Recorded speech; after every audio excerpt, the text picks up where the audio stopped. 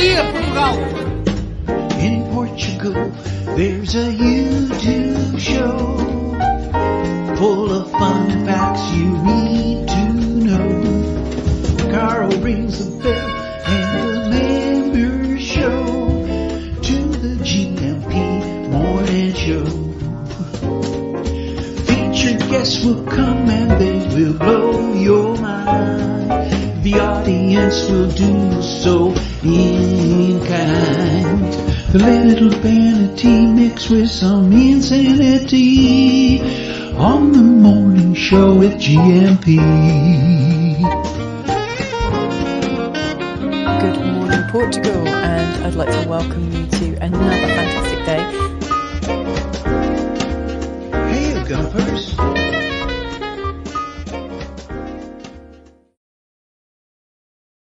Hola, bon dia, alegria, Munson here with Good Morning Portugal show, a live stream and podcast. That camera's looking a bit wonky, isn't it? How are you this morning? How was your weekend? Let me just get into the frame correctly. All sorts of funny things going on behind the scenes. My ring light wasn't correctly adjusted, and nobody likes to not have their ring light correctly adjusted first thing in the morning. Right, how are you doing? Let us know in the chat, if you will, and in the comments. Well, that's the same, isn't it? What I meant to say was, let me know in the chat, in the comments, and send any lovely pictures or videos through, like this, to 913-590-303. A real treat for you this morning if you like horses. Perhaps not if you don't. And thank you, Dougie, for the trade test out. The pictures coming in, by the way, of horses at the Equestrian Fair in Pontelima from João de Nord and from Owen this morning. This trade test transmission. Do you remember this? I was saying to Doug, who sent it to me, could watch this for hours. And I remembered we used to back in the day. Are you old enough to remember that being on the TV? Especially in the UK. With a long face. What? Oh, I see. Yes, a picture of the horse.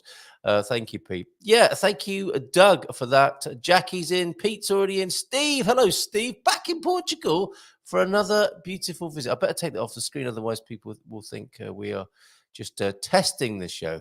Well, testing you every weekday morning. Where are we? Hold on a minute. Completely lost the... Oh, there we go. How's it going? Right. Yes. Hola, bon dia, all you gumpers. Okay, breathe. Get in the zone, Carl. Come on. Right, yes, I'm very excited this morning because I am launching myself into the 30-day boot camp with Maria and a little bit of Vitor, but mainly Maria. I hope she'll join us at 9 to tell us more about the boot camp that a few of us in this community are involved with. I'm still running my own very basic stuff today, counting from 1 to 20, but Maria's taking it to a whole new level with some drop and give me 10, Munson, 10 conjugations or something like that. We'll see what happens. Fantastic introductory video, and in the company of some great people learning Portuguese at a new and more intense level. So looking forward to that starting today. She'll tell us more about it. And it's a secret, actually. Hopefully James has just turned away for a moment. When he joins us at 9 this morning, I'm hoping to have secret weapon Maria with me, so that the key takeaway that I'm looking for with the boot camp that I'm on for the next 30 days with Maria doing the Portuguese is that I won't get to the tumbleweed moment where you do the hola, bon dia, tudo bem, and then then just this. Where's my crickets? I've got the whole thing to go with that. Okay. Hola, bon dia, tudo bem, contigo, muito bem. So, looking to get past that with the help of Maria and a little bit of help from Vitor. Loving their videos. They're so great. Their on-screen chemistry is fantastic. Well, they are married after all. But that doesn't necessarily guarantee good on-screen chemistry, does it? Bon dia, Portugal! Good morning to you, João de Nord. And let's whiz back. Oh, James already in at 7:46 this morning. Bon dia, campus. Feliz segunda a todos. Como foi a vossa fim de semana? Very good, James. And I will let you do your own mindful moment, your own mindful dad joke, and your couple of memes that you've sent in to me as well. Filling the T-Duck vacuum as ever, as created by the great Thunder Duck. Coach Turner, bon dia, Gumpers. E bem-vindo a uma nova semana. just waking up in the beautiful Castelo de Alcácer de Sol, we've begun the game of which pousada is best. This runs Canisada Gerês very close, off to Praia da Luz today for a few days without driving, but lots of clothes washing. The great thing about Portugal is that many supermarkets have you can literally wash your dirty linen in public in the car park whilst you're inside doing a bit of shopping. You can leave your smalls to be not laundered but washed, and there's drying machines as well. Very good facility. I think that's why a lot of people who live in motorhomes quite like to pop into the park up in the car park, get a few bits, and do their washing at the same time. Well, bon voyaging to you today, Coach, and your God Squad tip of the day. Then somehow we've been maintaining a good amount of walking, averaging over 10,000. That'll be steps, won't it, since we left England. What I haven't been doing enough of is strength conditioning. So this week, I'll run through my top five exercises. Excellent for maintaining strength while traveling. Starting with squats. Who doesn't like a good squat first thing in the morning? You can progress from standing up from a chair a few times to a full squat. Morning all from Owen, who's just popped in as well. Good morning. And from Paul, greetings world. Sunny in the Algarve, but surprisingly cool at 17 degrees. Give over. But we're getting warmer for the arrival of Ian the Coach. Very good. Where's the rest of that God Squad tip of the day? Okay. So squats, put your feet a little apart and parallel, and slowly lower yourself down with the knees forward and backside towards the floor. Adjust your body position to keep the center of mass over your feet. Keep your center of mass over your feet when doing a squat. There are lots of variations of squats, including single leg versions, but this is sufficient for most of us. Remember the golden rules: start slowly, and if it hurts, stop. Now, some people, sorry to be a little indelicate here, but some people recommend the squat for defecation purposes. It is a natural way for human beings until, remember when Bob and Viv showed us their pictures proudly of the lavatory, the original crapper that they found in the United Kingdom. That has changed the position in which we expel waste products, I'll put it like that. And some people still like the squat, don't they, for that purpose? And so that's a good bit of multitasking, I think, if you still are not averse to that method of emission. See, I can do it very politely. And sorry if you are having your breakfast. Now, talking of having your breakfast, great news that, Steve, with your bon dia to all the Gumpers back in beautiful Portugal for another visit. Are you popping into San Martinho de Porto by any chance? You're talking of trying things and food and the elimination thereof. I'm gonna try something with you this morning, which I don't think we've done before. In this glass right here, my Beirão special limited. I've got to be careful holding liquids over the mixing desk here, but this is in my favorite Beirão glass. Sometimes the free glasses that you get with booze in Portugal can be a little bit on the thin side, can't they? Like this Beirão. I've got my water in a brandy glass this morning, and it's a bit thin. Is that not with the Beirão glass? This chunky Beirão glass is really nice. It's like a whiskey tumbler. Now, that is the juice of one Algarvian orange, which I'm about to tell you about and try it live on air this morning. I've not tried this particular batch, but here we go.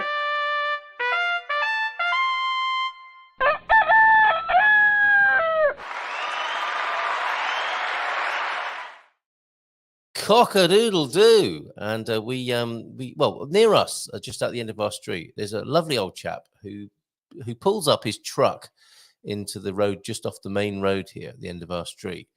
And he has his caixas of caixas de laranja, the fantastic boxes of Algarvian oranges, which he sells for 14 euros a box.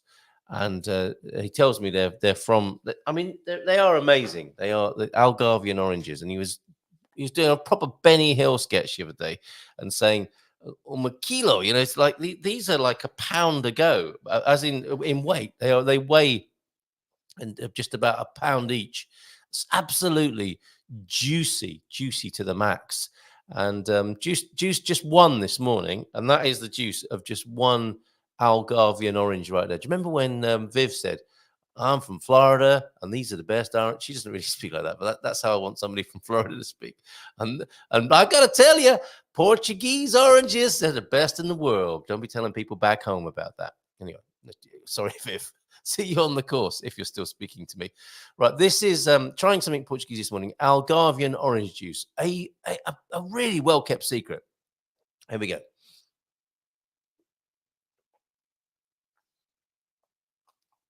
Yum. Absolute. And you know what? When you brush your teeth and then you have orange juice, it can be a little sour. Nothing sour about that.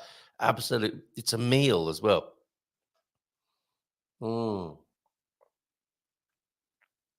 Cheers to you, Saul Chin Chin. Algarvian orange juice. One orange for a tumbler full. Ooh, a tumbler full of. Oh, that was so good. I can feel that going. I can feel that spinning my chakras right now. Wonderful. Okay, Deagle's in as well. So there you go. They're trying something Portuguese. Do if you can. Great time of year, of course. Coming in, we've got the orange season that's produced all these oranges, and it takes us into the spring, doesn't it? And lots of immune boosting vitamin C right there. Bon dia, Carl and Gumpers. Not to mention, but I'm going to anyway. The how it can stimulate the digestion as well, and a bit of acid. I think it can keep you regular first thing in the morning. That's all I'll say about that. Bon dia, Carl and Gumpers. Hopefully not in the next hour or so. Bon dia, Carl and Gumpers. From a wet Belfast, 12 degrees. Sorry, 12 days of no rain. Wonderful. 8 degrees to jump to 11 degrees. More heavy rain tomorrow. But Wednesday, going forward, it's going to be dry going into May. It's been a bit wet here. We've had some rain. The excellent signs of spring and summer gave way to some downpours, but it is April, and Abril, Aguas Mil. It is the month of much rain here in Portugal. And not that we wanted any more. We had plenty already, but it's been nice looking at the plants. It was nice to have a little smattering of rain over the weekend. And if I have a quick look at the weather, let's just have a quick look, see what's what for the rest of the week. Going to goodmorningportugal.com, hitting the weather tab, and having a quick scan. You want to have a look at this as well? Why not? Let's have a look at this, shall we? And see what's happening with the weather around the country. And here it is on your screen now. Your Portugal weather with Dynasty Homes. Yep, sunny day. Look at that, all around the country, I would say. And then some cloud and rain returning for the rest of the week. Enjoy it today while you can then, Coach Turner, making your way to Praia de Luz. Typical. It's going to be wet and soggy down in the Algarve, I think, for the next few days. But that can suddenly a cloud went over the sun as I spoke then, and maybe even some rain. Interesting. All over the country then, looking like you're going to get a bit of sunshine and temperatures going up, touching 20. It would seem, not too bad. So temperatures varying, it would seem around sort of 15, 16, 17, 18, even 20 in Castelo Branco.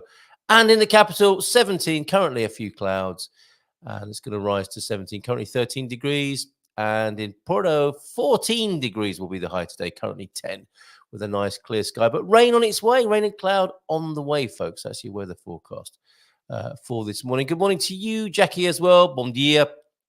And that will be a BOM. Bon. I know it's pronounced bon dia, but that'll be BOM. And forgive me for correcting you over on YouTube as well, but it's all about habits, isn't it? And I'm sure you don't mind. And we are back on track. We're counting this morning. I hope you found that, Jackie. In fact, what I'll do is let me put the link for you, because you are over there in the Portugal Club, of course, where it says live, the Good Morning Portugal show. And I'm going to give you the link to today's. This is my foundation course lesson, not Maria's, which she'll tell us about when she joins us at around 9 this morning, hopefully. And James will, of course, too. It is a fifth Monday today, so we don't have an additional guest, apart from Maria, talking about the 30-day boot camp, but not a scheduled guest, not a regular guest this morning. James and I will be chewing the fat and reflecting in a mindfully migratory sort of way this morning, which will bring, and I will bring into the conversation, clickbait again, because my piece for the Portugal resident this week will be, and this is the sort of thing James talks about, of course, Is Portugal right for me? And I did post this up on my social media sites and on YouTube. Is this clickbaity enough? You see that good moaning Portugal. Is Portugal right for me? I really don't like this sort of approach to YouTube. Mine is I would like to say a little bit more authentic and less manipulative, you could say.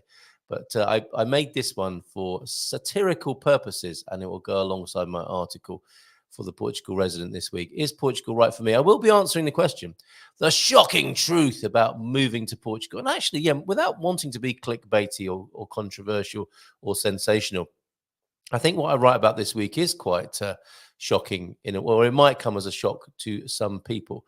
So that might be one of the things we talk about with James a little bit later on. But then again, it might not. In other news, Chris Sainty, do you remember him? I interviewed Chris Sainty a few years back, and he was the British ambassador, the UK ambassador to Portugal. In May, he says, some personal news here, I'll take up a new role as the Lisbon CEO of the Portugal News, the biggest English language media business in Portugal. Over the coming months, we plan to launch our newspaper in Lisbon and Porto. Watch this space. So that's news to me, and especially interesting that Chris is going to be involved there as CEO. Look at that. You move from ambassador. It's like being a politician, isn't it, and going to Europe. Perhaps when you're an ambassador, you move into industry thereafter. There is the lesson for today. I think you wanted to catch up, Jackie. I think Michael did as well. It should be there for you if you go and click on that link and have a look. Just woke. You're so woke, Jackie. Oh, no, hold on a minute. You just woke. Not had a cuppa yet. Lol. Oh, okay. And a bon dia from Antonio. From Antonio to you, Jackie, the humble crafter, and Bondi. He gets a sweetheart. What? How come he gets a sweetheart and the rest of us don't? Anyway, let's have a look at some of these beautiful pictures of horses. I was going to call them old nags. That's not going to be the right way to refer to these beautiful creatures, is it?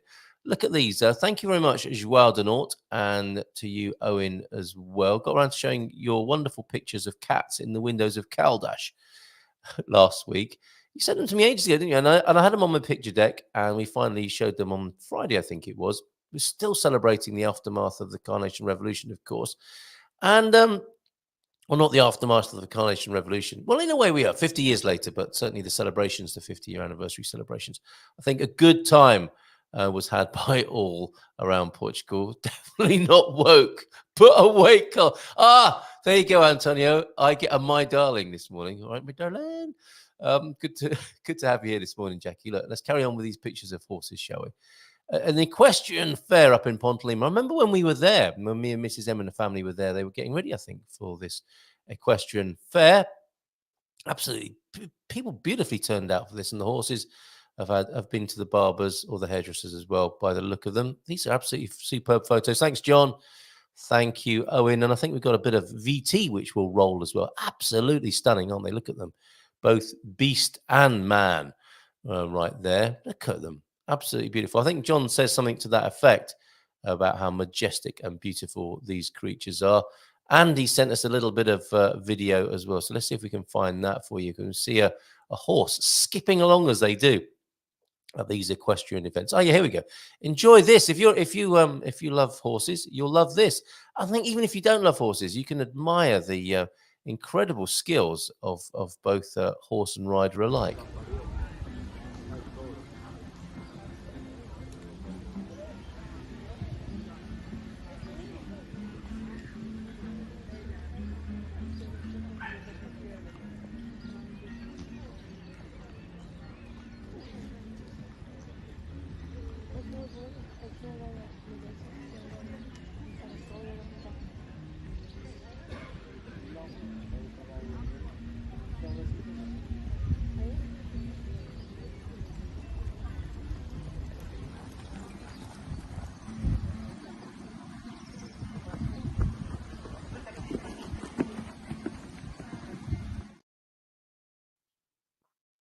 Sorry, just enjoying the last of my orange juice there. Majestic, definitely the adjective used by John there of those beautiful creatures. Sorry, my taste buds are absolutely exploding, having just drunk a single Algarvian orange in a glass. Right, starting another Monday, says Antonio F. Thank you, John, by the way. Beautiful video. Starting another Monday, Another work day. Glad the weather is not so bad. That's Antonio's update. And Coach Turner will be going through, this is to Pete Covilhã in a few days' time. I guess the ice rink makes sense, given there's a ski slope up the hill. I must have missed that. I'll come back to that, to your comments in just a moment. Oh, work will be over in a few hours and the sun will still be shining. It's really sunny here, so I might go cruising this evening up the canal. Very good. There were some lovely comments from Pete, weren't they, earlier on? Oh, yeah. Steve, back in Portugal. You've just sent a picture in. Thank you, Steve, for that. Let's have a look. Where are you? Where are you going to be? And are we going to be meeting up? Not that one. That's another one that's just come in from João de Norte on 913-590-303. This is the one from Steve. Good to have you back in the country, Steve. And the description there, that's an interesting looking structure, building, isn't it? What you're telling us here, Steve, is a bom dia, Carl, back for another Portugal visit, 24 hours in Lisbon, and then off to Foz do Aurélio for a week. Oh, you'll be just down the road then. Staying at the lovely Hotel here in Lisbon. Is that what it's called? Hotel. Here's a picture of the pool area. The hotel is a former car park. But you never know it. Hope you're doing well. Well, we've all slept in a car park, haven't we, from time to time? Or should I just own that? Talking of horses, says Coach Turner, another image just in on 913-590-303. And let's have a look at some of the pictures from Alcaçer do Sol. Beautiful place. Personally, our family found it when we were driving back from the Algarve on one occasion. And you've got some lovely pictures that you've sent us. Let's start with this. Let's have a look let's get this right from you, Coach Turner. That came in, that's the dusk from last night over the Castelo. And I've got a little bit of video as well. Yeah, there's a lovely promenade there, isn't there, in Alcaçer do Sol, where you can walk along by the water there. And when we were there, I think probably maybe 4 years ago, it looked like all of that new promenade was just being attended to and refurbished. What an absolutely beautiful town that is. And you found some equestrian, it's as though we planned this, some equestrian ephemera in Alcaçer do Sol as well. What is that? Is that a, what do they call it? What is the equestrian equivalent of a Chandler's? Oh, and eclairs as well. Thank you very much, Owen, for those this morning.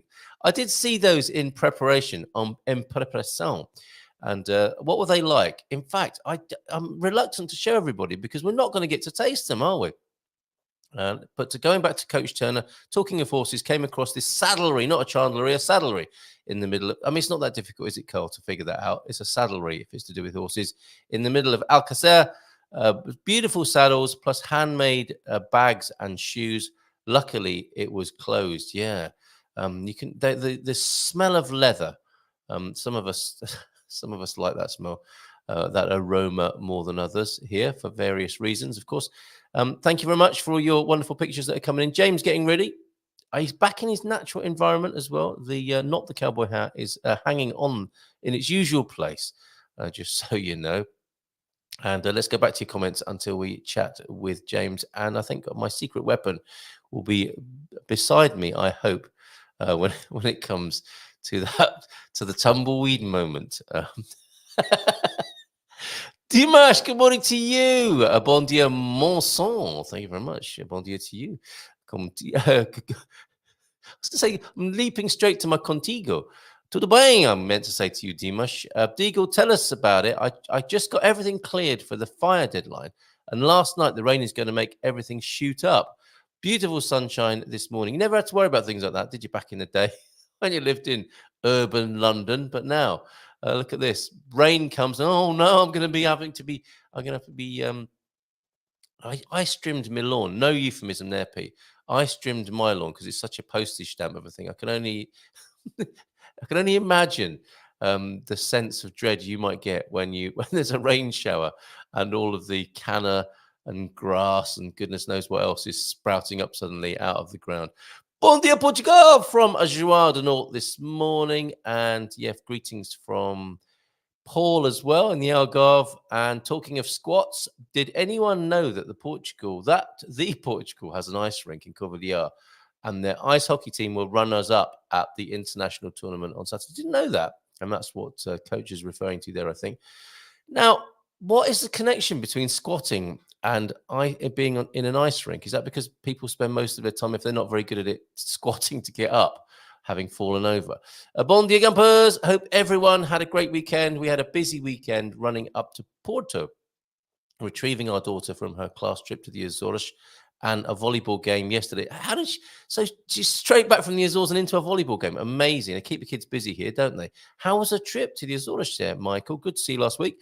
Hola a todos from Jess. Hello, Jess. And a bon dia, Jess, from James, who's called this week. Do you know there's a redwood tree in Basaco, Portugal? Didn't know that, but we do know.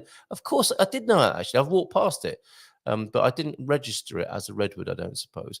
It's probably the big one, isn't it? Sounds fabulous, Michael Barton. Both went well. All the oranges in Portugal are great. We are having 3 heaving trees. That sounds like a name of an album or a novel, doesn't it? 3 heaving trees.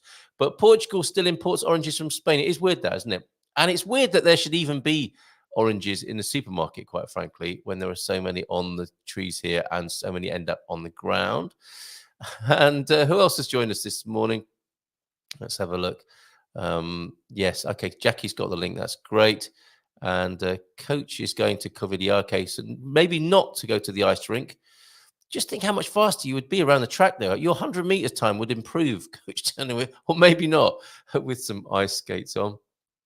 And Colleen is here as well. Lovely to see you, Colleen. Good morning to you. Bon dia, todos. Bon dia to you as well. Lovely to see you here. Let's make sure we've covered all the images that have been sent in to us on 913-590-303. I'll let James do his own memery this morning. And what's this here? That's just a... Oh, I see. That's to tell us what we were looking at. Ponte Lima, Destino Equestre Internacional. The international equestrian destination that is Ponte Lima. Who knew? And most people, I think of the other place. What's the other place? Golgão, when it comes to horses in Portugal. But there you go. Ponte Lima deserves a place on the international equestrian stage as well. And Pete, talking of Pete, we've got a hoopoe bird there sat on his big deck. And I think we've got video as well, haven't we, of the hoopoe? From you, Peter, as well. Oh, no, what we didn't play was the video from Alcácer de Sol. And I'll see if I can find the hoopoe video because it's really wonderful. Thanks, Pete, for capturing it for us. This, though, is Alcácer de Sol on the waterfront.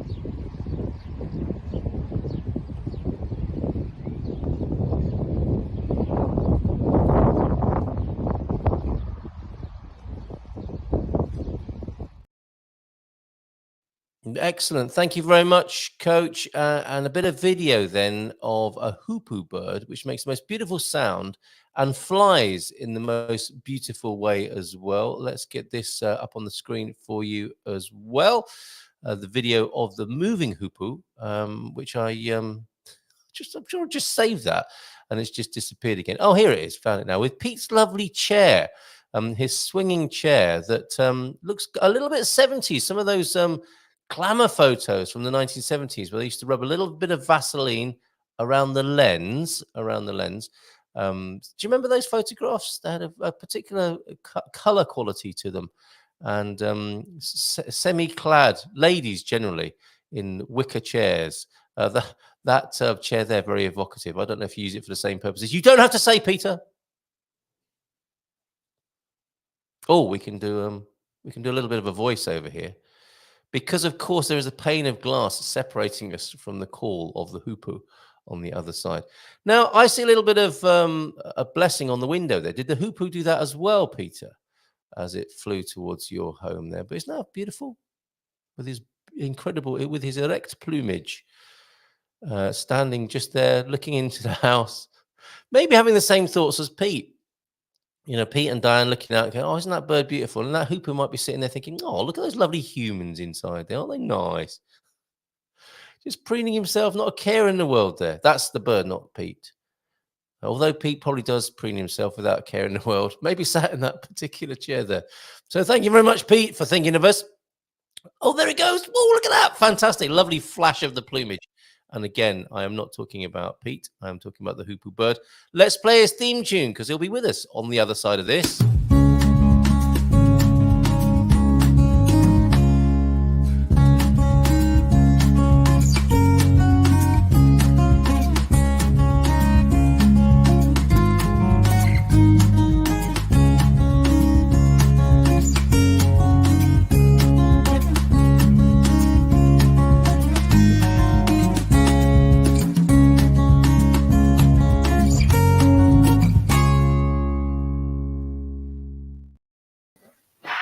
stroking and a tapping of the cajon. Who doesn't like to stroke? Bom dia!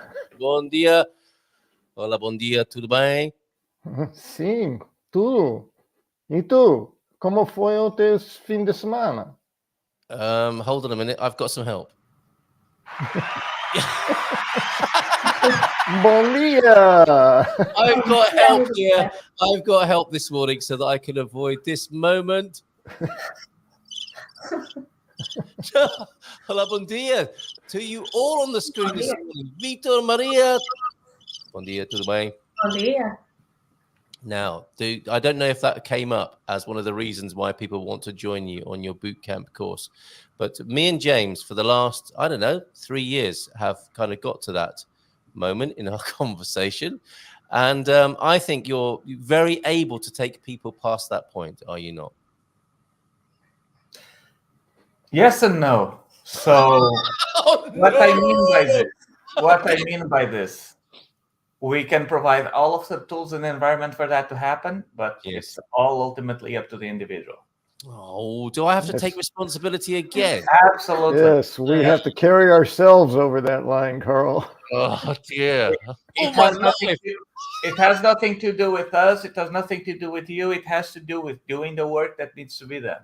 Okay, and that's what some of us are embarking upon this morning. Thank you for being here. It's the 30-day bootcamp. We've talked about it a little bit, of course, on the show, but it's really starting today, isn't it? And you've got a few people together, and they seem quite excited about this, don't they? Yes, absolutely. Even Maria's excited now, more excited than panicking. Okay, good. That's good to know. It's a thin line, though, isn't it? It's a thin line. So what can we expect in the next 30 days, Maria? I love the video, by the way, that was the first step. Well, so in the next 30 days, you can expect to invest at least 30 minutes per day into your Portuguese learning adventure. And we really want to make sure that you learn the basics so that at the end of the 30 days, you feel confident in going into your daily life in Portuguese. Marvelous. I'm so looking forward to that. And what are the features? That's the sizzle of the steak, isn't it? The attraction. And I'm sure a lot of people will want to do that. But how is it structured? What will it look like to those who are taking part? Okay, so every day, every weekday, and also on Sunday, Carl. On Sunday we have we have a video just explaining the topic of the week, because each week there is a topic, and then each day you have an activity. Now, when we are kids, we learn the language not by learning the grammar or writing. We learn by listening. Yes. So the first day, Monday, is listening. You will not have a lot of... you won't understand anything that's being said. Yes, you won't understand much, but that's okay. That's expected. But then on Tuesday, you will have the reading activity, which will be related to the Monday's listening. So you will have a little bit more of insight.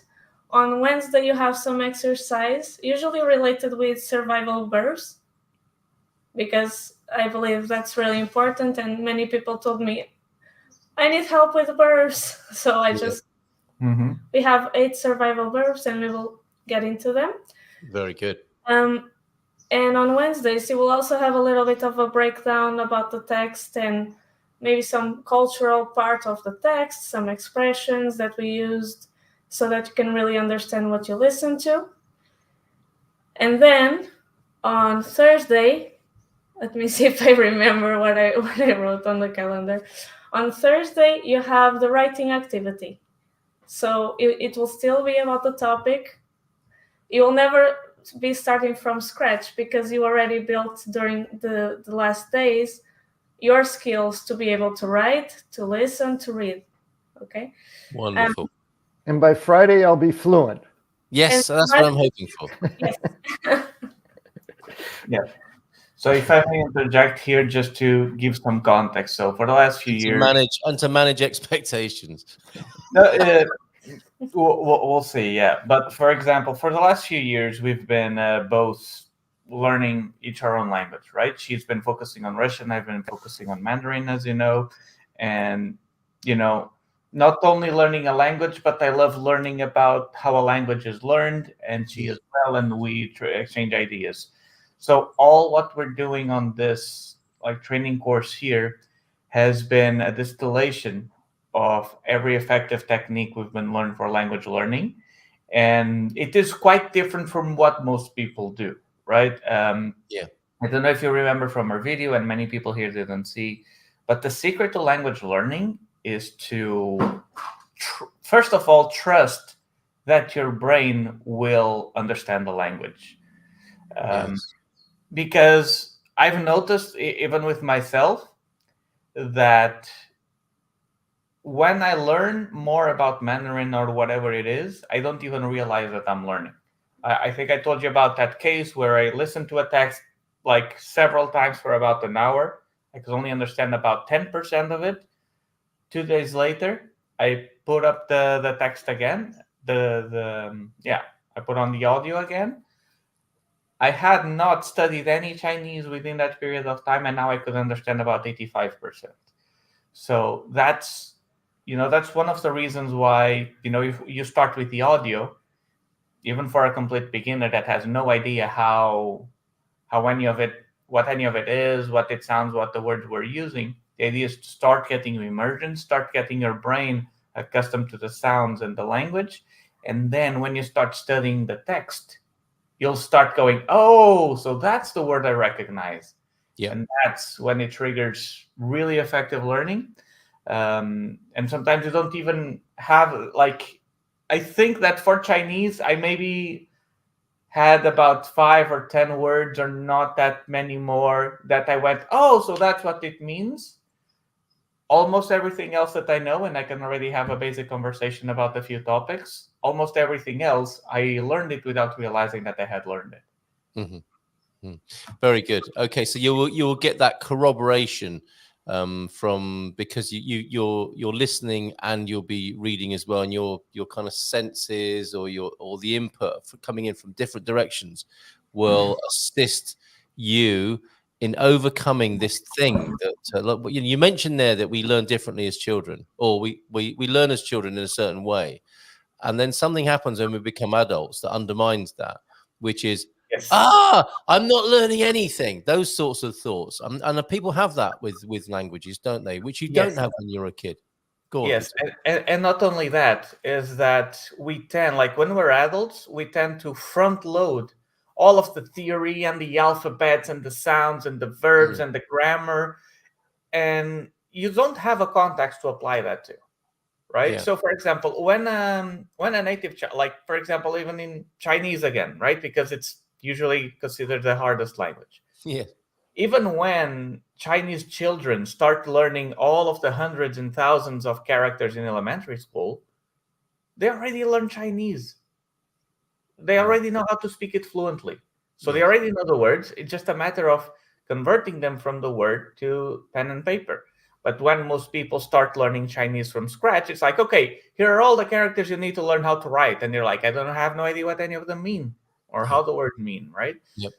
So you start by learning by listening. Like, hey, phone, this is a phone. Do you want the phone? This is my phone. And then you start making the connections. And things fall into place, don't they? Rather than, front loading is very interesting. And there's just something so fascinating. I mean, Sarah likes this approach. Telling me to trust my brain to learn it in your intro video, Maria, was key. So well done. Good morning to you, Sarah. Yeah, I this is so good to overcome those sorts of patterns and that sort of negativity. And it's so interesting because we don't trust. I don't know, is that what the process of becoming an adult is to stop trusting, because we're not trusting our minds, we're not trusting our bodies. Something thinks it knows better, and that something seems to be the problem here. And you would appear to be working around that something, Maria and Vitor, with this. So that's fantastic. Perhaps I've heard the description of us humans are a guru in charge of a mental patient, and often the mental patient wins. So perhaps we can step out of the way and let the guru take over a little bit, or not take over, but just to be present and trust that learning is going on. And before you know it, if you relax into it, wonderful things can happen. Well, Yes. I have to add that as children, we're not concerned with what we're supposed to be doing when we're learning language. We're just learning it. People are talking to us and we're trying to work it out. We're asking questions. People will slow down to help us understand. So we have the advantage basically of a 24-hour language expert in our household who can help us with everything all the time, which we don't have as adults. But as children, we're not worried about, am I learning, or am I learning too fast or too slow? I'm doing this, and now I can do it better. Yeah. I never tried to learn English. You didn't? I never tried to learn English. I would just play video games and watch cartoons and stuff, and little by little, like I would start internalizing the language. And now here's what it is. Like I found that there's two main things I think that adults do that children don't, that complicate language learning and other kinds of learning. And yes, a child's mind, in certain regards, is a bit more effective at gathering new information. But I believe that the main things that adults have that harm their progress is, one, they tend to overcomplicate things. Again, instead of just immersing in the language, trusting your brain will make you learn, and going from there, they try to go with all of the grammar and the rules and stuff, and do this huge monster and try to understand it like that. Which honestly, if I try to understand Portuguese like that, I have no idea. I had Portuguese in school. I hated Portuguese in school. I hated grammar. I could speak the language fluently, but I wouldn't understand anything they were talking about there. So I understand for everyone that's trying to learn Portuguese through grammar, it doesn't make any sense. Yes. And the second thing is, I think as adults we have less patience because we already learned a lot. We already know how to do a lot of things. We're like, oh, I already speak a language. I don't want to put all of this work to learn another thing. I'll just go back with what's easier, right? So that's another thing about the course, which, by the way, it's the last day that people can sign up. We're leaving it open for today, but then, we close this class and we move on to the other spot.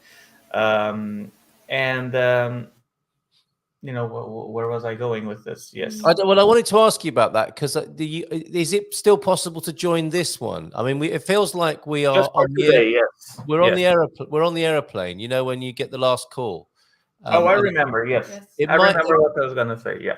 So it might be people can run to the checking in gate now and still get on board. So in that case, I will put the link up on the screen if people want to join us today.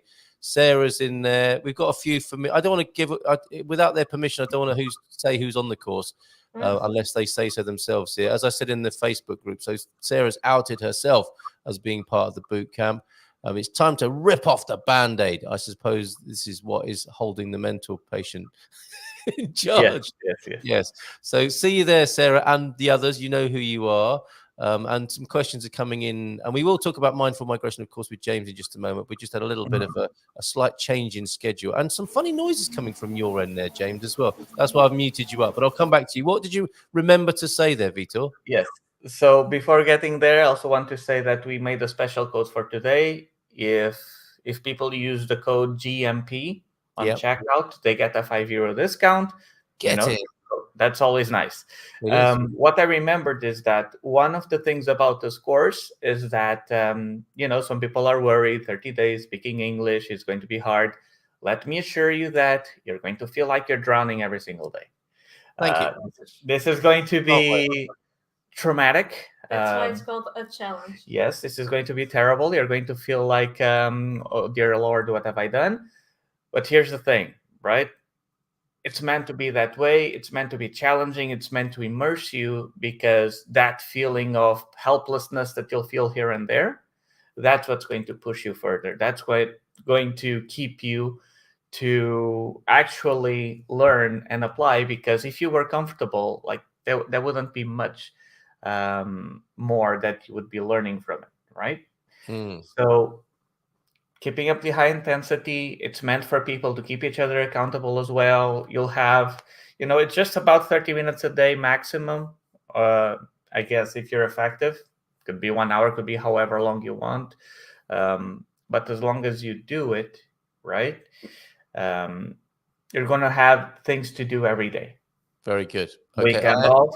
Can you help Yeah. Paul? Paul says he's the #1 worst Portuguese speaker. Even my time could also try another language. I do have a point to share about that, because when I was in school, my French teacher told my mother and told me that I also was the worst French speaker. Like I couldn't to give up on the language, and until this day, I regret ever giving up on the language, on French. Yeah, that's I awful, didn't go back, but I don't believe anyone that says it was worse. No. See, whether it's someone else's judgment or your own, these things are not helpful. And Paul's been probably telling himself that for ages as well, which doesn't help. To sort of rejudge and rejudge and condition himself like that. We've got some questions for you. Vitor, at what age did you start learning English that way? Good question. I mean, I was like 6 years old or something, and I already had a PlayStation 1, so probably around that time.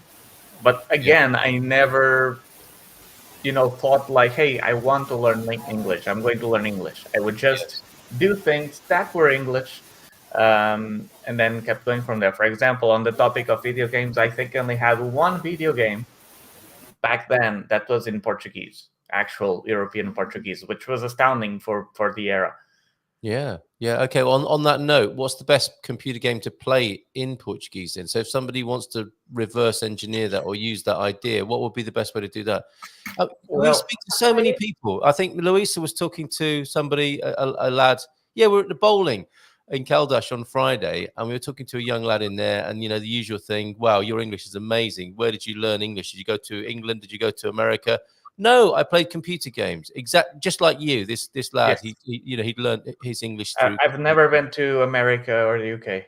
Yeah, incredible, isn't it? So what a great way to learn. But you can't think of a European Portuguese game that people could play to emulate. For that, I can tell you two things. Okay. So one,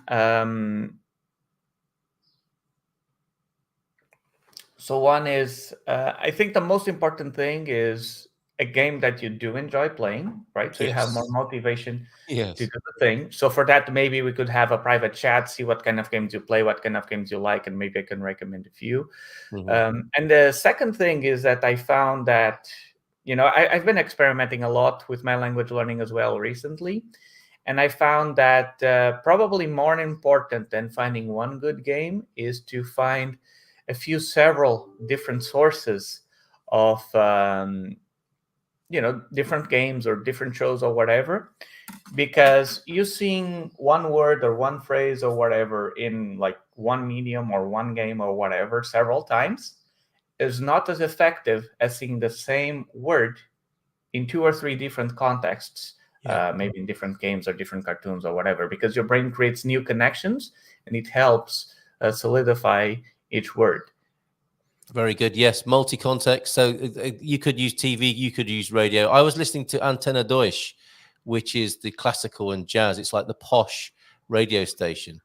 And it's so lovely because on the one hand, you've got the commercial radio stations where there's that guy who always says, in Portugal. There's that guy who does all those voices.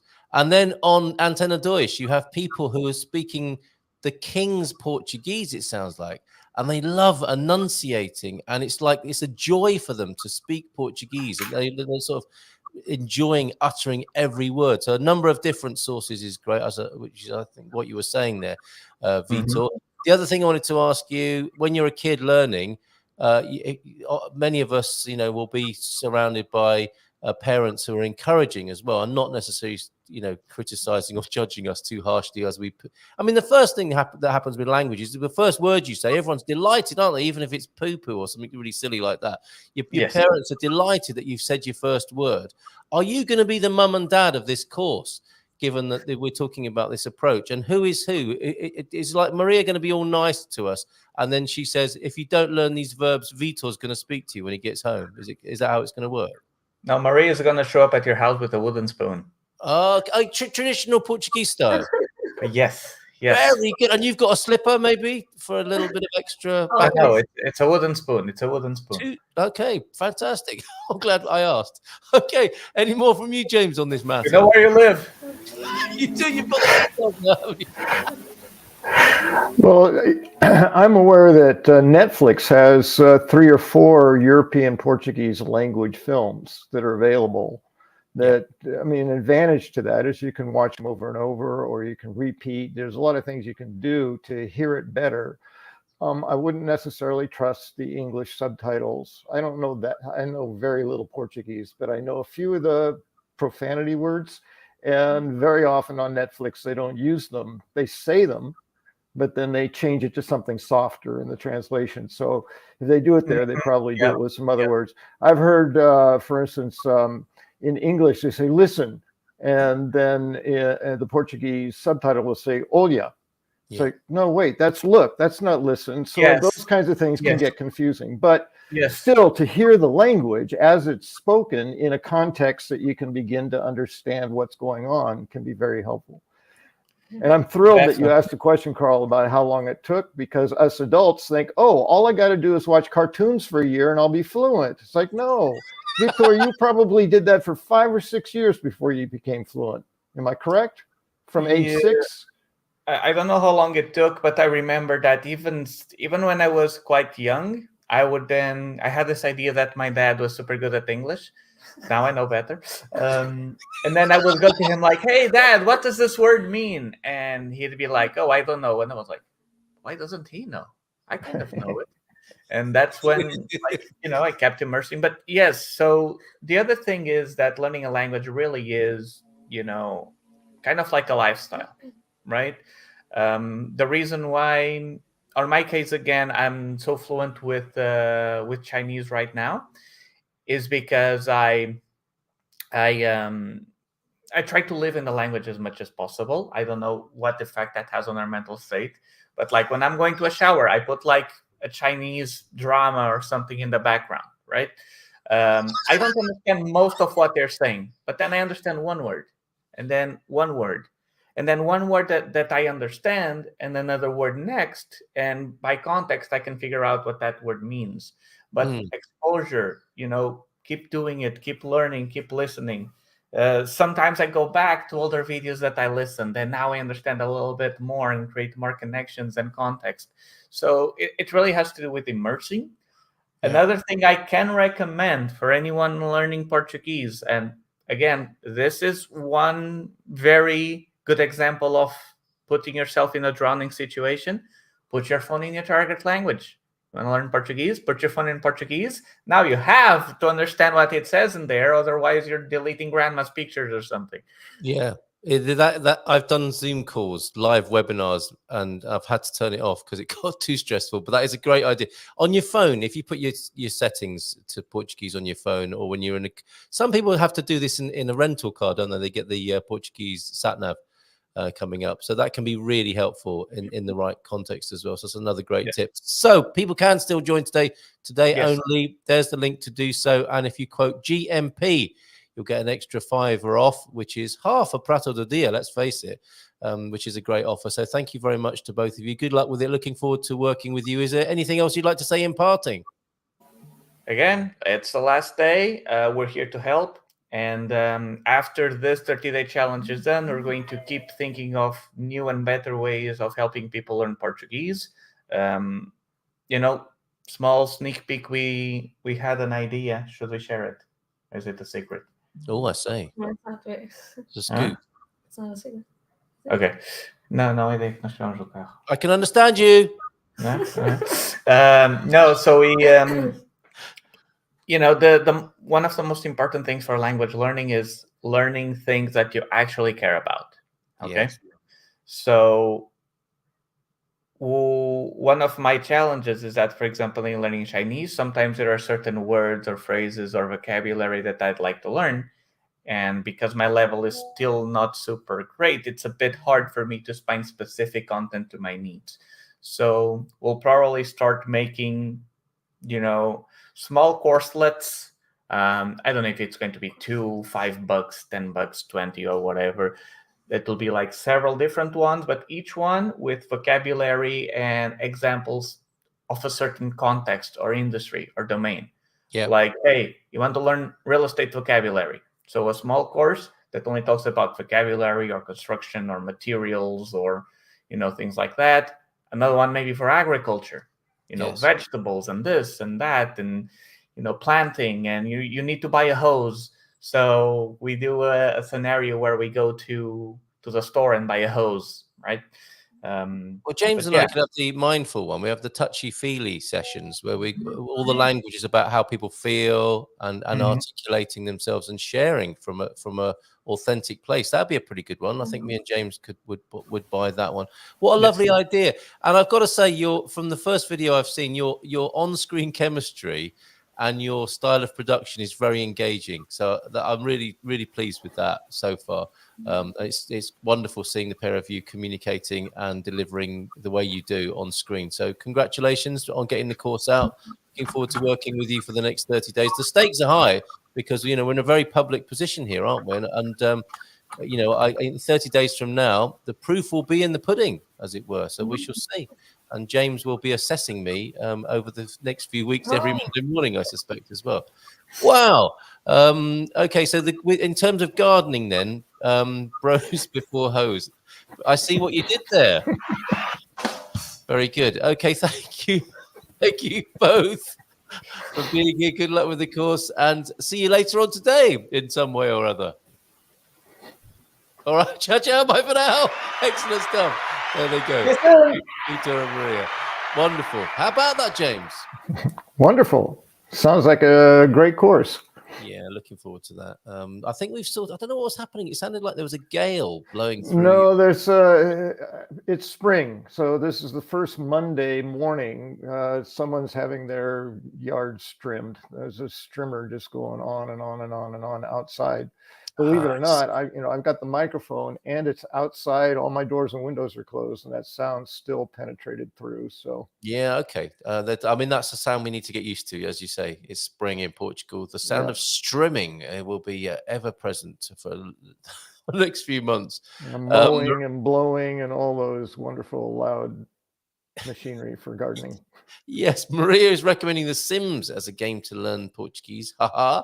So for those of you who like The Sims, you could return to that to help you with your learning of Portuguese. And Bob is on the book. Look, so great to see Vitor and Maria here today. We're excited to be in the challenge as well. Excellent. So looking forward to hanging out with you on that, Bob. Go on, James.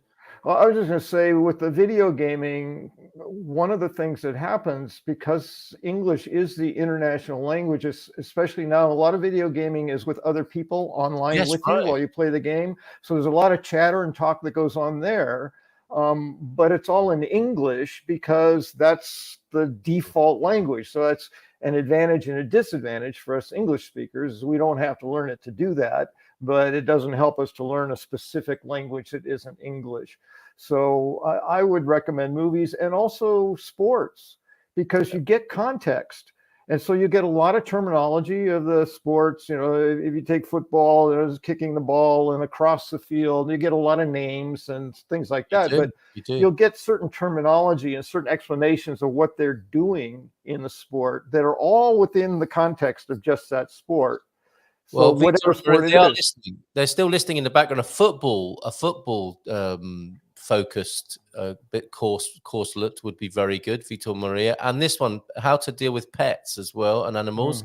When I have learned to yell, "What are you doing now, you smelly rotten pumpkins?" which probably is a Welsh turn of phrase, but Jackie wants to translate that into Portuguese. That's for her dogs. I will know I'm doing okay with my learning. So yeah, one for animals would be pretty good as well. These sort of contextual specific chunks sound really good. Lots of context specific daily life words. Maybe we can do a course on gamer insults as well. There you go. Yes. Yes. What is that? Como falar? How do you speak to your dog? Course. There you go. Yeah. And cat, of course, as well. But there's no point speaking to cats, is there? Because they just don't. They don't listen. No. I actually saw Far Side once. It said they showed a person talking. Said, "Oh, Fluffy, you're such a good dog." Da da da da da. And then you'd see owner talking to a cat. "Oh, Fluffy, you're such a great little kitty." And it's, "What dog's here?" It's like, "Good boy, good boy, good boy," or something. And cats, it's just like nothing, just a flat line. They don't It is. Yeah, there's strange creatures. Como ser ignorado pelo teu gato, mas in Portuguese. Yeah, how to have your cat ignore you even in Portuguese, I guess. There. And I just want to add, just as an example, I would be confused at the grocery store. Every time I came through the line, there was something new being thrown at me, and it's like, okay, I got this now, Yeah. and then I'd hear something else and go, well, what? But eventually I learned with key words. Like I discovered one. I learned saku, Yes. the word for a bag. Yeah. Then I would hear that word, and I know they were asking me if I had one, because I always have it in my hand all rolled up and like that. But the one that was consistently confusing me, they'd say something toward the end, and I'd like, and I didn't have the words for asking them to say it again or to say it slowly at the time. And I thought that maybe they were asking me for my NIF number. Yeah. But I didn't hear NIF, right? So it's like, okay. So fortunately, here's the mother-father kind of situation. I was able to ask Louisa. I said, at the very end, right about when I'm about to pay, they throw something at me, and I can't for the life of me understand what they're saying. So how do they ask for the NIF? Because that's what I thought it was. And she said, contribuint. Yeah. I said, I never heard that word. I never before, I don't say all the times, but the times I've been listening, what are they trying to get from me? I didn't hear the word. But once I got that one word, I heard it every single time. Yes. Because as Victor said, it registers, it's in there. Now I hear the word, I know the context, I know the situation, and now I know they're asking me for my NIF number. Which is such an evolution, isn't it? From the early days of being in a supermarket. There are key words that you know now, like saco, contribuinte, fatura, cartão, which is your loyalty card. There are a few words, aren't there, that come up, and even though you might not be able to distinguish the rest of the words that are strung together with them, you can pick. You such a change, isn't it? It's such an improvement on and your. That is language acquisition. See, as Yes. adults, we think if I don't know the words and I don't know how to say something back, I don't know how to speak, and I'm not learning a language. Yes. But context, and I've had people assist me on the bus, and someone's asked me a question, I didn't know what it was, and they reached toward the buzzer alert to let me off because it was crowded and I wasn't able to get to it. And I said, oh, she just asked me, and I think there was one word she said that I understood, but now I was able to understand in the context of the situation what was going on. That is language as well. So we absolutely don't forget that when we understood what just happened, that's learning language, even if we don't understand a word of it. Yes. So context, yeah. All right, a little bit more on the course then. We did that one. The word intense scares me. Gemini, I understand, but anything that doesn't scare you doesn't help you grow. Ooh, he's not taking this lying down, is he? I understand, but anything doesn't scare you doesn't help you grow. There's truth in that, isn't there? Fear is a compass to me. If I feel fear, it's a good indication that's where I should go. And as we often say, James and I in conversation, it's all about balance, isn't it? It's the right amount of fear. You don't want to live with your adrenals burnt out after a 30-day Portuguese course. You want to be walking a tightrope, don't you? Well, and it's perspective, because you could just as easily take that thing you're afraid of and use it as motivation, as a challenge, or something new you're learning and you're excited about. So changing your frame of reference, you're not going to lose the motivation, but you will lose the fear. So, but fear does definitely stop us. So getting past that is necessary. Yep. Numero to contribuinte is the common and previous denomination of the NIF, the tax number. Thank you for that. Numero. What did I say? Numero. Numero, of course. But of course, we're here and able to help and guide. We understand it can be overwhelming, but we want to reassure that it is survivable and will come out better. Yeah, that's the point, isn't it? Is there'll be the right amount of fear and support in balance there. A real I just got an image of a big cake. It's like you're not going to eat the whole cake all at once. No. Even if you try, you're not going to. So it's small bites. Small bites are manageable. Baby steps, that's right. Yep. But continuous baby steps. And look on those babies' faces when they're taking their first steps. That's what you're going to look like. And people are going to be cheering for you as you move your way around from piece of furniture to piece of furniture in the living room. I don't know, but for some reason that can make mess in the house. What's that? Cats are hard work. They are, and they do shred your furniture as well. If that's the sort of mess you're talking about in the house. And Maria said, "I'm going to be the group's mom." Yeah, even but with a wooden spoon. And you will have to speak to Vitor occasionally as well. I look after my friends' cats. They are not as wonderful as dogs. That's controversial talk here. That's opinion. It is, yes. And from cats and dogs. Oh no, that was the saddlery. I was trying to find the picture of the cockerel that was sent in this morning from cats and dogs to cockerels. And the latest piece of Portuguese ephemera from John Heimbach. You know, you've seen tea towels, bottle openers, fridge magnets. Here's a new one that I've not seen before: a cockerel on a motorbike. So does anybody have one of these at home? There you go. Thank you very much, John Heimbach, for this. And we'll come to your memes in just a moment, James. That's a beauty, isn't it? Is that a fridge magnet or freestanding? Freestanding cockerel on a motorbike right there. The many ways that the Barcelos cockerel is expressed on souvenirs. Yes, we do have one or two of your memes and mindful moments as we change from learning about the Portuguese language and culture to more of your mindful and migratory insights, James. Let's start here, shall we? This one just cracked me up. My mom texted me yesterday, "Mom, what does IDKLYTTYL mean?" Me, "I don't know. Love you. Talk to you later." Mom, "Okay, then I'll ask your sister." Could so easily happen. Oh, look at this. Talking mindfulness. Speaking of working, don't forget you have to do the inner work, not just eat shrooms. Yes. What's he called, that guy from The Simpsons? Yeah, I don't know.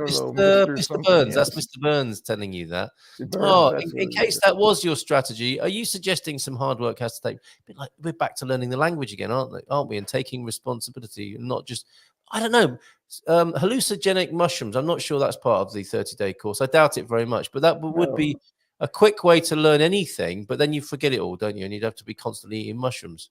I don't know from experience. I do know a few people, experts back from the late 60s who were looking at hallucinogens in psychotherapy to see what impact they might have on helping people to work through and so on. And they discovered some pretty amazing things. So I don't know. It could be, what do we say, mind-blowing, mind-expanding? Yeah, man, far out. But we probably will not be doing that. But it was just. I don't know that I would use that as a recommendation for learning. Yes. Well, we're looking at pictures, James. This cracked me up. Being 30 in the 80s and being 30 in 2024. That is so true, isn't it? When I was a kid, people who were 30 looked really old, and now people who are 30 just look like children. I guess. That is just it might have something to do with our aging, Carl. It's everything to do with our aging. But I laughed out loud and I showed Mrs. M this, and because I remember that, in the 80s on TV, and it's like, yeah, these guys, these grown-ups, the adults, they looked ancient, didn't they? But now the youngsters, the youngers, look very young indeed. Well, at the risk of aging myself, way back when I was a kid, there was a black and white television series called Leave It to Beaver. No, there wasn't. You would never get away with that now. And his nickname was his given name was Theodore, but his nickname was Beaver for some reason. As a kid, I didn't understand any of the potential interpretations of that. Point being, his father was always in a suit and tie with his hair slicked back and clean shaven, and his mother always had a very nice dress on. This was, I guess, sort of late 50s-ish era stuff. And as a kid, while I didn't assign an age to it, my memory was that the dad was about 45 and the mom was probably, 35 or 40. And looking at it now, they're in their early 30s, just as they would be as parents of young but teenage children. It's just right. It's like, wow. So yeah, fashions change as we age, people get younger, all that stuff. Yes. Yeah, absolutely. Right. Your mindful moment this morning. Life's an endurance sport, but endurance without compassion is torture. Balance again, isn't it? Mm-hmm. Yes. I don't know where the other bit is. Can you remember the other bit? Because I can't find it. No, it should be right after that one. No, it's just a mindful dad joke. All right, I'll go back. I'll go back to see. I'm able to squirrel these away so that I don't have Okay, to yeah, roll through I everything. had it. See, I switch No, over I'll from find it. I'll YouTube find. to. Here we go. Here we go. Okay, Let's. If you want to read the whole thing again. okay.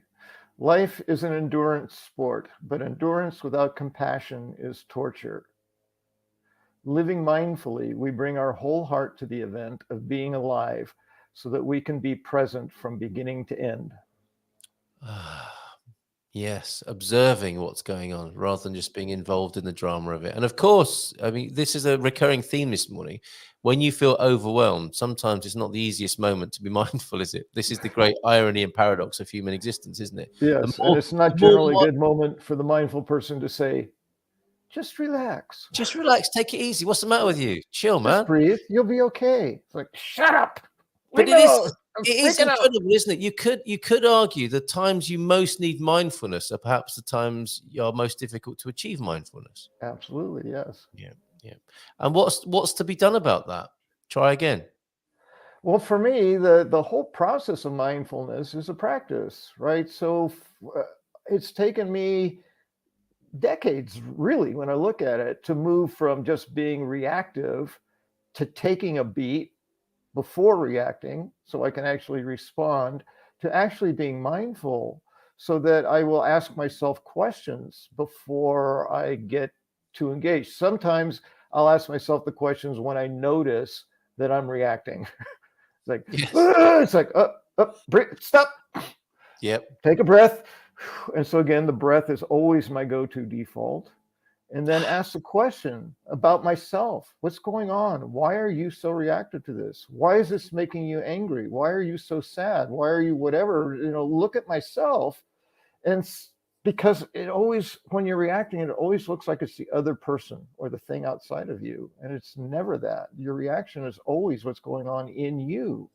I know you've been looking at trauma and childhood wounding. That's very, very common in people, that our reactions come from a place when we're 4 years old. Something happened and we decided, consciously or otherwise, that I'm never going to be hurt that way again, or I'm just going to pretend I don't care, whatever our strategy was. And that becomes permanent and fixed. And then we react that way for the remainder of our life until we realize it doesn't really work. It's a rich theme. It is such a rich theme. And that is the interesting thing about that, and what I've been seeing and realizing over the last few months, I think, especially, is how automatic and hidden it is. How indistinguishable it is when you imagine that you're just your personality and the way you respond to things. And I'm not talking about being in a situation at the checkout in a Portuguese supermarket and being in a stressful situation and dropping to the floor in a fetal position and sobbing, which may or may not happen from time to time. You'll neither confirm nor deny that personal experience. I'd like to apologize to everybody in Intermarché. For that time before I worked through that. But there, it's the other things that are barely distinguishable that have become personality traits. Like things that would just seem normal, if you like, not traumatic, not obviously traumatic, but they were trauma responses.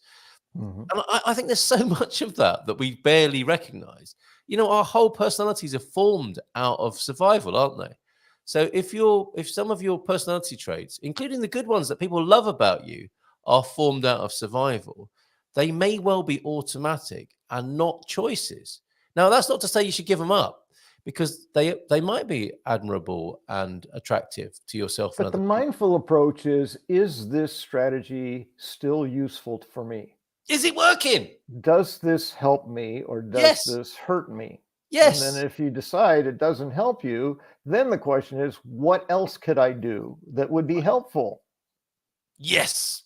And get yourself up off the floor of Intermarché and say, yes, I would like my NIF number on there, please. And then move on. I'm sorry, I didn't understand a word. Yes. Okay.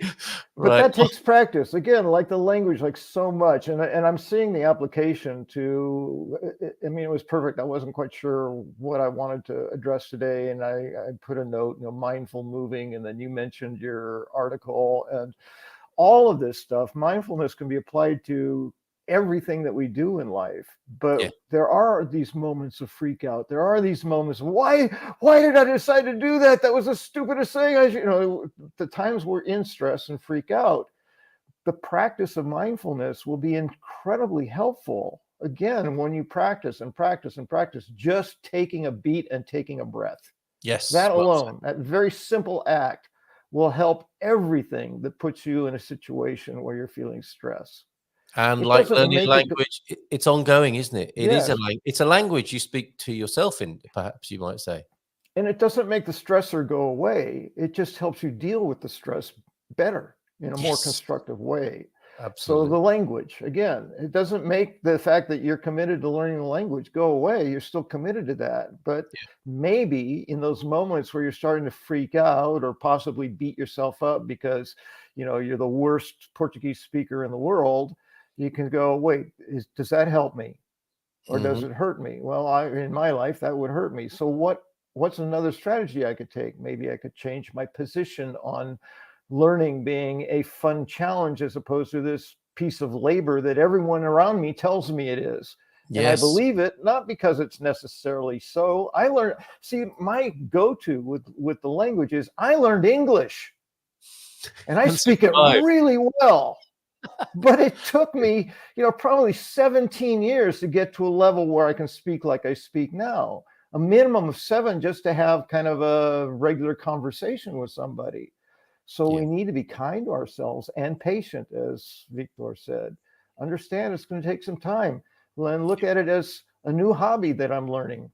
And it'll be challenging and it'll be fun. Yeah, and it can be, can't it? And it'll be like walking, like talking. It's like you will skim your knees and you'll be loved by Mum and Pop, Vitor and Maria. Right, your mindful dad joke. Then I think you should take the credit for this. Okay. I don't know what it was. Oh, there it is right in front of me. It's on the screen. And a lot of these I just, I get from memes and other things, and I just thought the play on words was kind of fun. And anyway, it doesn't make any sense, like change, but volunteering is rewarding. So just the use of words of that one that I thought was kind of very good. Yeah, maybe not funny, but and a great way to learn the language. Volunteering, always good. Our daughter had a great time in the Azores and learned a lot. Unfortunately, their flight was delayed and she didn't return to Miranda de Corvo until 3:15 on Saturday morning. Wow. I think the preening bird was probably appreciating its own reflection. And if you are, in a little self-esteem tip this morning, be a hoopoe bird. Why not look at yourself in the mirror and just like a hoopoe bird does and just, wow, my God, you're looking good. Oh my, you're up a little bit. Oh, hell yeah. I'm just going to fly off and flash my feathers now. Right. It just occurred to me that this with a bird is this is the human equivalent to that. It is, isn't it? Boy, oh boy, you're looking good today. Try it. Bon dia from New York, counting down 3 weeks from today until flying to Portugal. Mary Louise Kiernan, good to see you this morning. First, a week in Porto. Any meetups or poetry events that anyone might suggest? Obrigado. So any poetry in Porto? And I think Antonio was quick to respond to that. There's the online meetup on the 11th, of course. There's a meetup in Tamar with Expats Portugal and an online with Hunk and Connie on the 11th. It's been delayed for a week as well. They're in Porto. You might like to reach out to them, MLK, which is what we're going to call you from now on, if you don't mind. And more comments coming in, as well as mindful reflections, the thing you wanted to talk about until I distracted you this morning again. Just coming up to the latest comments for this morning. Do psychiatrists open a Pandora's box and make this is a very good question, Paul, and I'm going to display it on the screen with your beautiful image that's come in from the Algarve this morning. Psychotherapy time here on the Good Morning Portugal show. Do psychiatrists or psychotherapists open a Pandora's box and make the patient more aware of a problem they did not even consider? That's a good question, isn't it, James? Yeah, well, there's a lot in that. And Pandora's box is one of them, because as the myth goes, it was letting out everything that created chaos and made things horrible. So that's why he didn't want to open that box. So, Yep. But I understand the meaning, which is there may be trouble in there. And if you open it up, then you're going to be aware of it. My immediate reaction to that is only if the therapist realizes that there's some kind of a pattern in the client's life that is creating problems for them, because the client is telling you that. They're telling you that this is a problem for them. And if you begin to see a pattern, then you go, well, there seems to be something deeper than just the fact that occasionally this comes up. So we might need to look at that. And the client may not be aware of that. I do regression. I have done regression work with many of my clients. It's been incredibly helpful because they find something that happened when they were 4 years old that they made a choice about as a child that worked as a child. Like, I'll go hide under the bed every time this happens. Yeah. And it worked as a child. It kept them safe and it kept them alive. But if the instinct every time there's conflict as an adult is to go run away and hide somewhere, that's not going to work very well for you. And you may not even be aware, because it's not a literal going to hide under the bed, but avoiding the problem or running away from it, or not dealing with why it's concerning you. So in that place, I would say, yeah, let's explore that. Let's take a look at the source of that. Yes, and a couple of things to say on this. I think it's such a fantastic question. Thanks for that, Paul, and your image as well, which is very beautiful.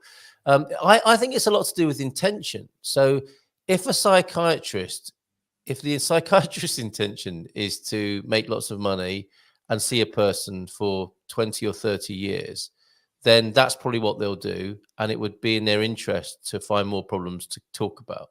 That's just the economics, possibly, of psychotherapy. And I would say unethical, but yes. And I think and ethical too. Now, if the patient's intention is to develop, look within, and figure out things like we were saying before, things that aren't working, and it might be psychiatry. I'm not sure about psychiatry, but with psychotherapy and counseling, I would say, if you're aware of something that's dysfunctional in your life, a good therapist or counselor is very good for having an exploration of that. And it might seem like with the language, it's such a good metaphor for us, isn't it? It's like, oh my God, there's even more verbs, there's even more things.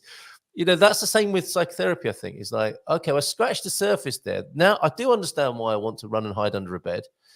And my workplace, I mean, this is the other thing, looking at it from another angle. The more traditional person might say, I don't know what's wrong with all these snowflakes. We've got this guy at our office now, and he's had a bed installed in his office because every time he gets triggered, he goes and hides under the bed. This is ridiculous. He should just man up and face his problems. And it's like, well, okay, that's interesting. You are suggesting then, aren't you, that it might be worth digging deeper to look at why, instead of having a bed you hide under, it might be useful to figure out a more functional way of being alive and understanding why that happened. So it's interesting how I would characterize this as a sort of old school view of like, nonsense, I'm not looking at my past, I'm fine, thank you very much, as one extreme. And often those people are snowflake bashers, aren't they? It's like, why can't those other people just not look at their issues and problems like I don't and just stop talking about it? And then there are people who just talk about it all the time. The question I ask the client and that I ask myself is, essentially the joke is, how's that working for you? Yeah, exactly. It's the best question ever. Without the sarcasm. Does that work for you? Because I'm not here to tell you how you need to change. I'm just here to help you find out what you need and work out how to make the changes if you determine changes are necessary for you. Yes. Yeah. Maybe that works for you. Maybe you get a lot of rest hiding under that bed. Chances are, if you're doing it in a work environment, you're not getting a whole lot of work done, and you're at risk of getting fired. I don't know. It's probably not working for you there, unless the workplace does install beds to hide under. Yes, which you could. Some people would say, that's the snowflake woke modern workplace where you've just got. Well, beds and there's research that shows that the productivity decreases drastically after lunchtime, basically. So you get 4 80% productivity hours out of every person that works. They've shown that if you pay the person to take a 30-minute nap after lunch, you'll get 80% productivity for the remainder of the workday, as opposed to 10%, which And it is could be a what it would be therapy without bed. the nap. So instead of hiding under it, you could sleep on it Just after jump on dinner. top of it and take a nap. And then your therapist comes in after your nap and says, okay, is there anything you want to unpack and look at this today? And that would make you more productive at work, I suspect, as well, wouldn't it? Depending on the state of mind and heart you were in when you were done unpacking. That's true. You might take a little time to kind of breathe through that, but yes. I'm going to have to take the rest of the day off. Yes. I'll be back tomorrow. Such a good question. Thank you. Seeing is not observing, and observing is not perceiving, says Joao de Norton. Goes on to say, or quote, Watson to Holmes, I don't see what you do. Holmes to Watson, you see everything, but you have not observed nor perceived. I guess, yes, watching, looking, or really understanding what's going on through thoughtful or mindful observation, we might say there as well. Very interesting. We never know quite what's going to happen on a Monday morning. One day, one lifetime, I'm going to live a great day today. How would greatness live? Joe Dispenza. Thank you very much for that, Bob Wenger. And Vitor Costa. Fun fact, when you take a deep breath, it's the only time your body feels like it's not likely about to die. That's so true, isn't it? And we are just one breath away, aren't we? And we just do this all day long. We're one breath away from our last breath. Is that right? If we don't breathe back in again, that's it. Yeah. And we're on that precipice all the time. Survival is very instructive. What can we live without for the least amount of time? Breath. Yes. Second water, third food, right? So it's like in that order, make sure you're breathing, or else you won't be able to drink. And if you don't have water to drink, then anyway, it breaks down. But the bottom line is breathing is the primary source of survival. Yes. The capacity to breathe. It's important. And then when we're in stress, we brace. We stop breathing, literally. I had a client once, I said, he was so afraid of looking at his emotions. I said, so how does that feel? And he stopped breathing. And we'd already talked about breathing. And I said, do you realize you've stopped breathing? And he goes, what? I was like, literally, you stopped breathing right there. Please breathe. Yes. Andy is in this morning. My son runs a Brazilian gaming site with over 15,000 members. The Portuguese, French, Brazilian, English, and German members. It's really helped his language skills. What a legend. That's brilliant. Morning to you, Andy.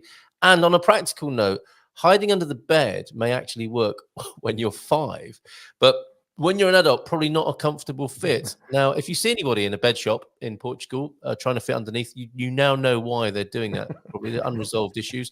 We're bed shopping, but it has to be high enough off the floor. I can go hide under it when I need to. Please come in. What sort of bed do you want? Soft, firm? I just need one that's got maybe 2 feet off the ground. Most important thing. Amigo Americano. 5 estrelas there. I think you're getting a review this morning on Boa Semana para Todos. Abrazos to you. You can take the credit there. Your American friend is 5 stars, possibly. There, is that what you mean, Ulrico? And I'm aware that it's at 9:58. We nearly went and talked about clickbait, didn't we? Nearly. Shocking truth about moving to Portugal. But there seems only time for you to wrap up now and say what you didn't get to say in 1 minute. In summary, just do it. Oh, that's Nike. Never mind. I think sometimes I would like to stress the point that mindfulness is not restricted to any one arena, that you can apply it through all of life. So, given that there was this idea of talking about mindful moving, or, the article you wrote, which I still think would be interesting. I don't think it's out yet, so I haven't read it.